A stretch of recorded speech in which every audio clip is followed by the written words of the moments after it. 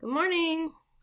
I wanted to check in with you guys and make sure everybody was doing okay. This is week 3 of online learning. You guys have been doing an excellent job getting your work turned in.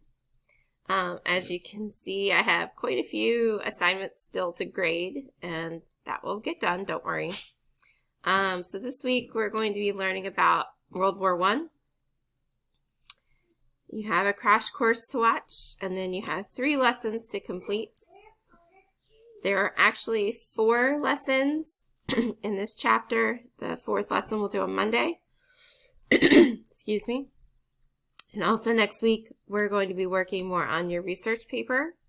Moving on to the next step. So thank you to everyone that sent me their facts and their thesis statements. We'll work on those this week as well.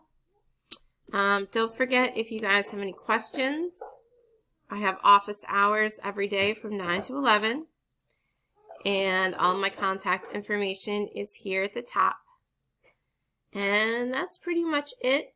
Like I said, just want to check in with you guys, see how you're doing. And I will talk to you soon. Bye.